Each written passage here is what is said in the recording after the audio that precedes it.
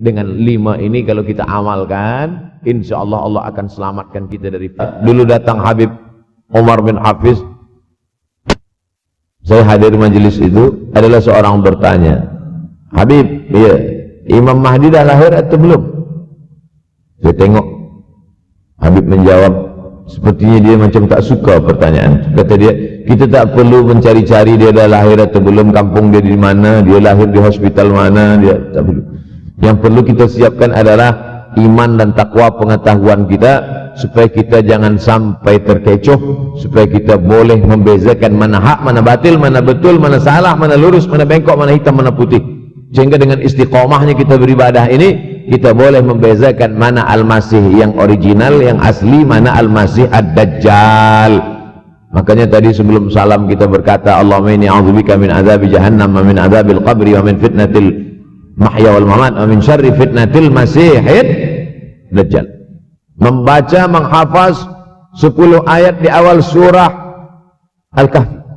Siapa yang menghafaz 10 awal ayat, hadis lain mengatakan 10 akhir, 10 awal 10 akhir, elok dua-duanya. Tapi Masya Allah, tabarakallah, anak-anak kita yang pakai jubah, pakai sorban putih ini, daripada tahfiz Quran, mereka tidak hanya menghafaz 10 awal 10 ujung, dari awal sampai ujung dia hafaz 30 juzuk dia hafaz. Mudah-mudahan anak-anak kita penghafaz Al-Quran. Allahumma ja'al abna'ana wa banatina min hufazil Quran wal hafizat.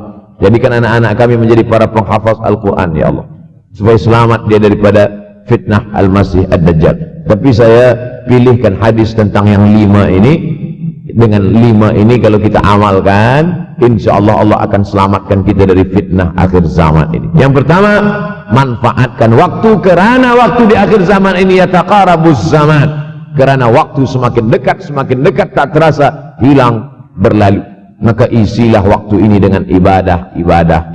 Jangan sampai ada waktu yang kosong. Duduk sejenak kosong berselawat, Allahumma salli ala sayyidina Muhammad wa ala ali sayyidina Muhammad, Allahumma salli ala sayyidina Muhammad wa ala ali sayyidina Muhammad. Sempat-sempatkan ambil wudhu, solat duha walau 2 rakaat. Sempat-sempatkan sebelum tidur malam solat witir 3 rakaat, supaya tidur kita sentiasa dalam wudhu dan kita sempat solat witir. Andai mati kita malam itu, insyaallah mati dalam keadaan husnul khatimah. Usolli sunnatul witri 3 rakaatin lillahi ta'ala. Nanti malam jaga, tidak witir lagi, hanya tahajud saja. Sempat-sempatkan solat tahajud. Elok amat sangat baik solat wudhu 2 rakaat. Usolli sunnatul wudhu raka'ataini lillahi ta'ala. Selepas solat wudhu, solat sunat taubat. Usolli sunnatul taubat raka'ataini lillahi ta'ala. Selepas solat sunat taubat, solat sunat hajat. Usolli sunnatul hajat. Selepas itu barulah solat sunat tahajud 8 rakaat. Nak tambah lagi 10, 12, 14, elok, tak salah, karena dia tiada batasan. Adakah sahabat Nabi yang melakukan ini? Ada. Qatadah bin Nu'man, dari selepas Isya sampai azan subuh. Imam Ahmad bin Ambal, dari selepas Isya sampai azan subuh. Bahkan mereka menghatamkan Al-Quran dalam tahajud mereka. Maka bahkan ada imam yang disebut dengan As-Sajjad, kerana banyak sujud kepada Allah Subhanahu wa ta'ala. Kerana akhir zaman ini godaan begitu besar.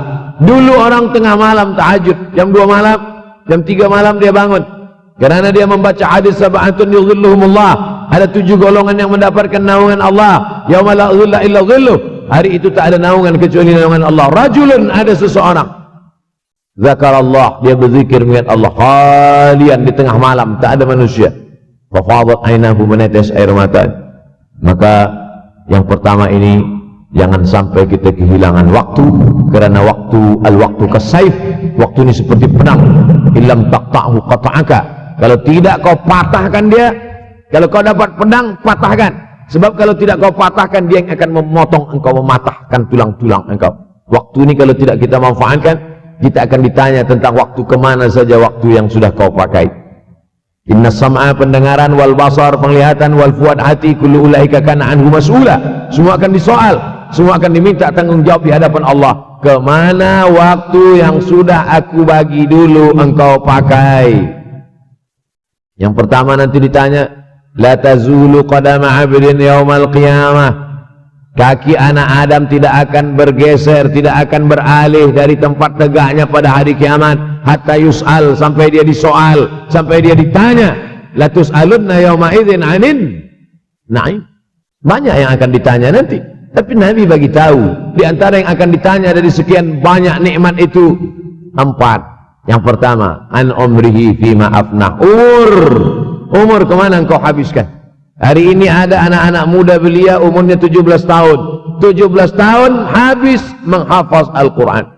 17 tahun habis iktikaf dalam masjid. 17 tahun habis berzikir, berjubah, bersorban, mengabdikan ilmu, berkhidmat kepada ulama. 17 tahun habis.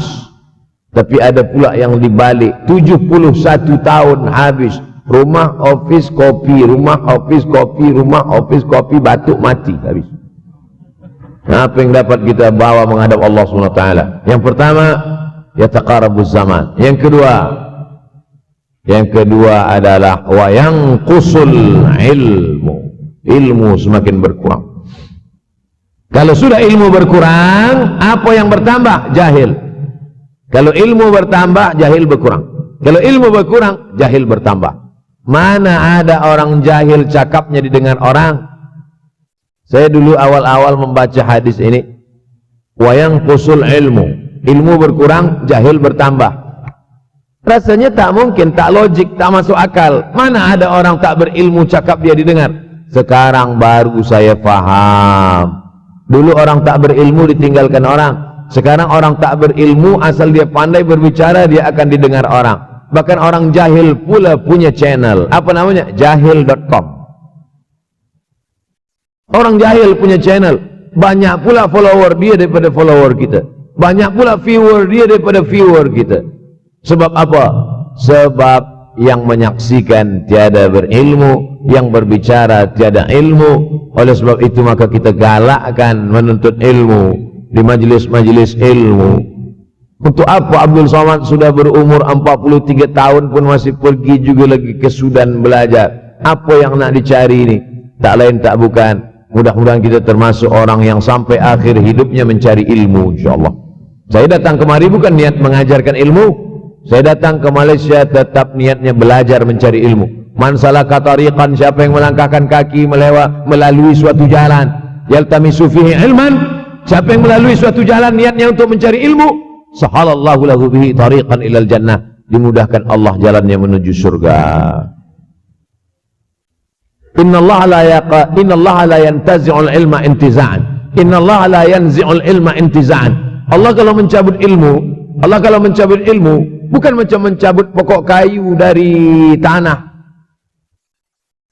La yantazi'ul ilmu intiza'an. Allah tidak mencabut ilmu macam mencabut pokok kayu dari tanah hingga ke akarnya, tidak. Lalu bagaimana ilmu ini dicabut? Biqabdil ulama. Dengan matinya ulama, maka habislah ilmu. Meninggal Imam Syafi'i, berkurang ilmu. Meninggal Imam Nawawi, berkurang ilmu. Meninggal Imam Fulan, berkurang ilmu. Maka yang hadir adalah al-juhala. Yang lebih menakutkan lagi adalah al-juhala bithawbil ulama. Orang jahil dengan pakaian ulama. Abdul Somad tidak mengatakan dirinya ulama.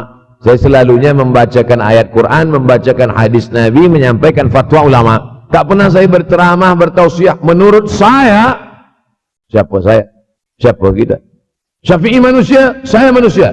Syafi'i boleh berfatwa, saya juga boleh berfatwa. Imam Syafi'i berfatwa, Al-Quran 30 juzuk dalam kepala dia.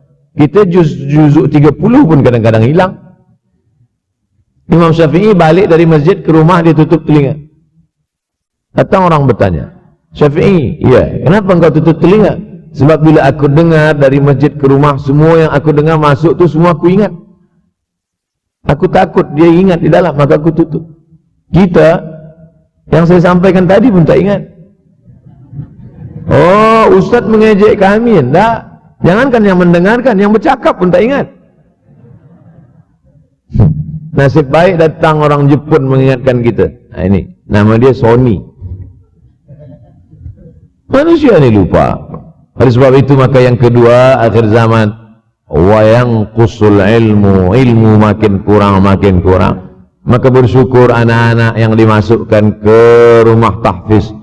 Kalau ada rumah tahfiz di kampung biasa, kalau ada rumah tahfiz di desa, dusun biasa, tapi ada tahfiz di tengah kota besar Kuala Lumpur, masih ada lagi rumah tahfiz Quran.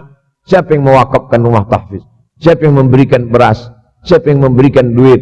siapa yang memberikan belanja, siapa yang mengirimkan ustaz. Masya Allah, tabarakallah. Maka ini semua mudah-mudahan kita istiqamah semuanya insyaallah. Supaya apa? Supaya lahirlah anak-anak kita yang alim, berilmu. Karena ini makin banyak orang jahil, al-tau bi ghairi ilmin, memberikan tazkirah, fatwa tanpa ilmu, dhalla wa adalla, dhallu wa adallu, sesat, menyesatkan. Kalau setakat sesat saja, ini sudahlah sesat, menyesatkan. Na'udzubillah. Masuk yang ketiga. Yang ketiga adalah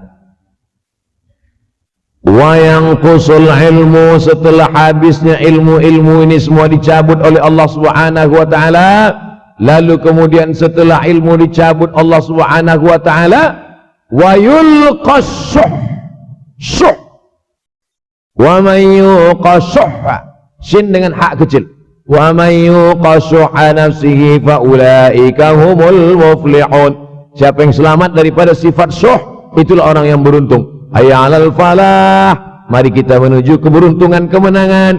Siapa orang yang menang? Selamat daripada sifat syuh.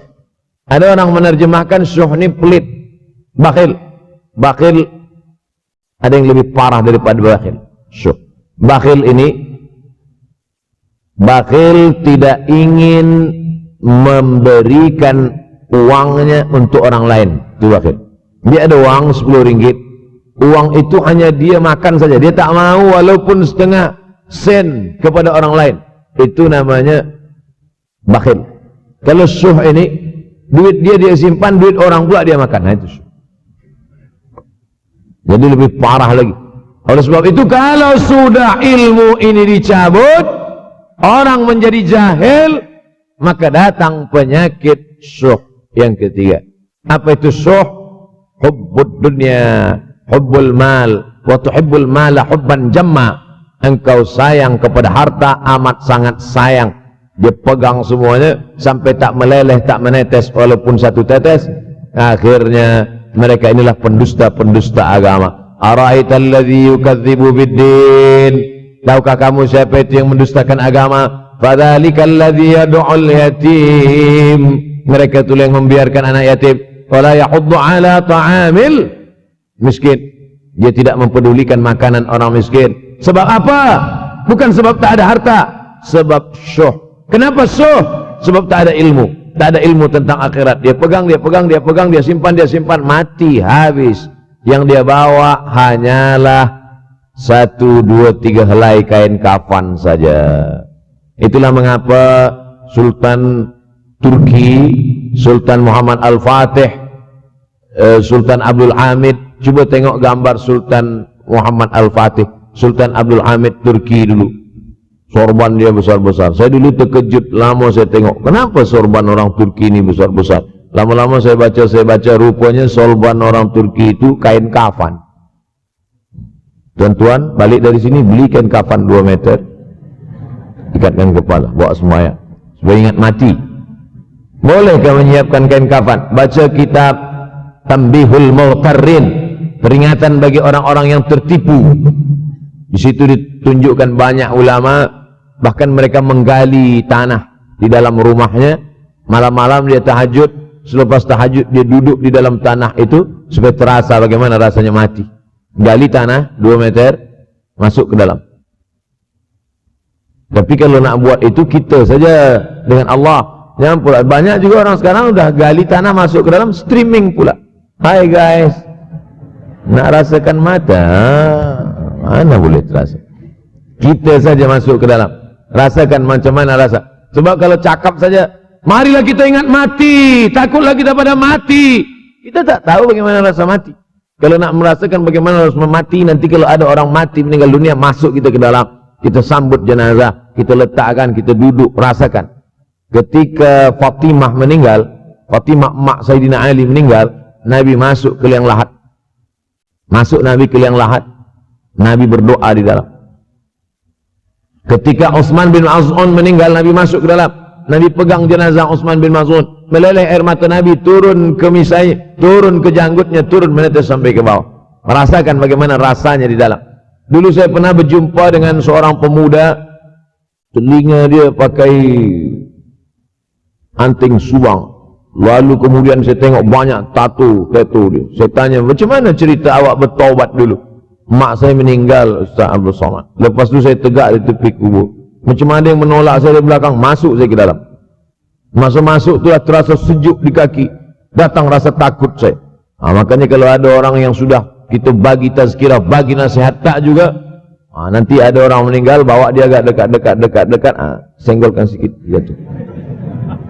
Gitu caranya supaya kita terasa mati ini, supaya apa? Hilangkan penyakit syuh, cinta harta, takut mati, dan membuat kita menjadi bakhil, pelit.